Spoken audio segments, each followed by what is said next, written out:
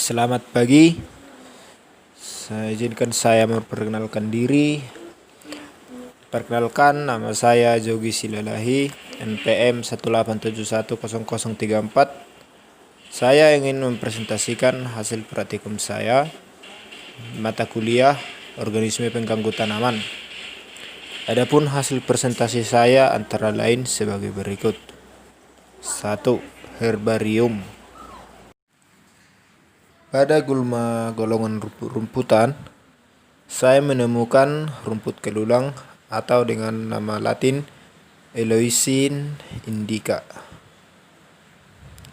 Habitat berada di perladangan bekas penanaman jagung. Klasifikasi berasal dari suku Poaceae. Nama daerah rumput jampang. Catatan baik untuk kesehatan dan kecantikan.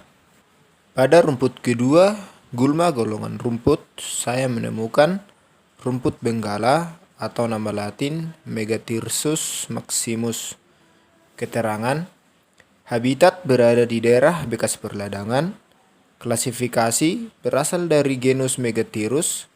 Nama daerah Sihumbil atau dalam bahasa daerah Serubi-Rubi Kabupaten Simalungun. Catatan, sering digunakan sebagai pakan ternak. Yang ketiga, saya menemukan gulma berdaun lebar, yaitu sintrong atau nama latin Grassocephalum sepridioides.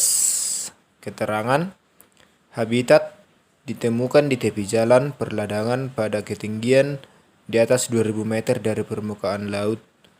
Klasifikasi merupakan anggota dari suku Asteraceae.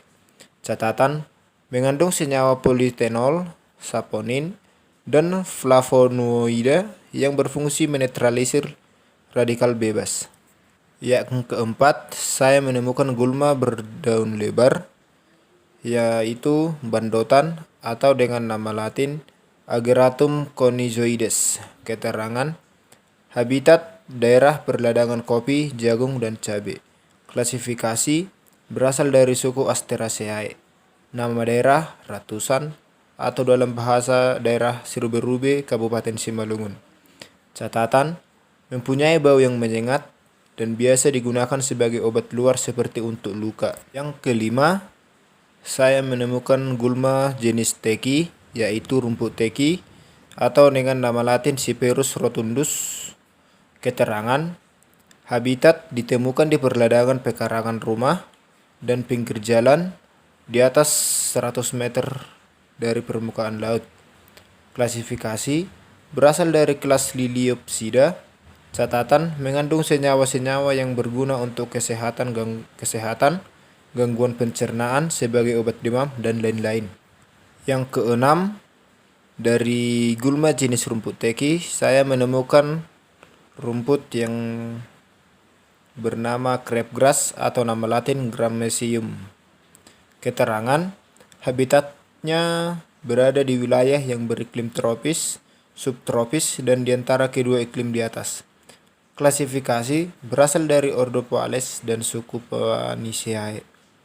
Catatan khusus, sering digunakan sebagai makanan ternak. Yang ketujuh, dari gulma jenis tahunan, saya menemukan bunga hujan atau dengan nama latin Zephyrantes serenata.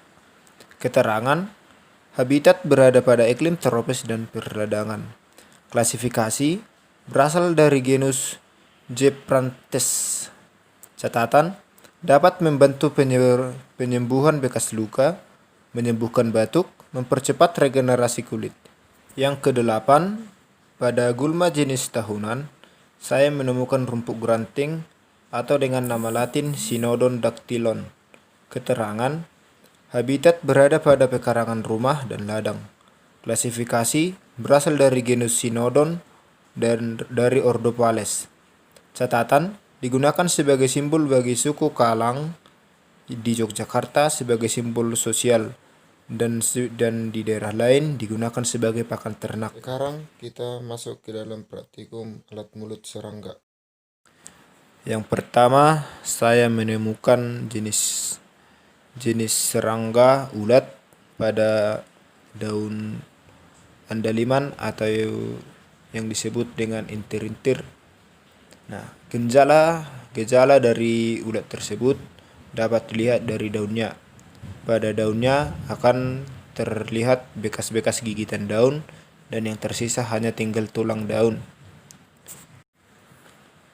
Jenis serangga ini diklasifikasikan sebagai jenis serangga dengan alat mulut menggigit. Yang kedua, saya menemukan serangga jenis lalat buah pada tanaman jeruk. Gejala yang ditimbulkan yaitu timbulnya bercak kuning pada buah jeruk. Yang kedua, saya menemukan ulat pada pohon aren.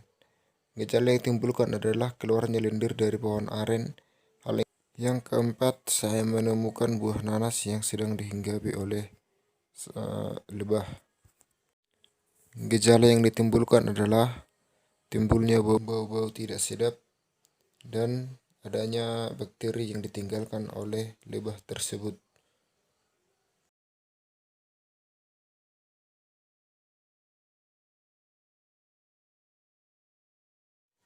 Sekarang kita masuk kepada bakteri pada tumbuhan. Di antaranya adalah sebagai berikut. Yang pertama adalah penyakit Hemilia fantastrix pada tanaman kopi. Gejala yang ditimbulkan adalah timbulnya bercak kekuningan pada pucuk dan daun. Yang kedua adalah penyakit antraknosa pada daun alpukat. Penyebabnya adalah jamur Coleotrichum gliosporioides yang mempunyai miselium berwarna coklat hijau sampai hitam kelabu dan sporanya berwarna jingga. Gejalanya adalah penyakit ini menyerang semua bagian tanaman kecuali akar, bagian yang terinfeksi yang berwarna coklat karat, kemudian daun, bunga, buah, cabang tanaman yang akan terserang akan gugur. Yang ketiga adalah tanaman yang terserang Curvularia sp mempunyai gejala bercak kuning pada daun nanas, lalu pada tingkat lanjut akan melebar bergabung menjadi bercak yang lebih besar di dalam. Serangan jamur Curvularia pada tanaman nanas sama dengan gejala serangan Curvularia pada tanaman kelapa sawit. Yang keempat adalah penyakit layu pada tanaman cabai. Penyakit ini disebabkan oleh bakteri Ralstonia solanacearum, dahulu dikenal dengan nama Pseudomonas solanacearum, merupakan bakteri telur tanah yang menyebabkan layu pada tanaman budidaya. Gejala awal yang ditunjukkan oleh serangan bakteri ini adalah layu pada daun tanaman. Yang kelima, virus mosaik tembakau. Virus mosaik tembakau atau tobacco mosaic virus, sering disingkat TMV, adalah virus yang menyebabkan penyakit pada tembakau dan tumbuhan anggota suku terung-terungan. Gejala yang ditimbulkan adalah bercak-bercak kuning pada daun.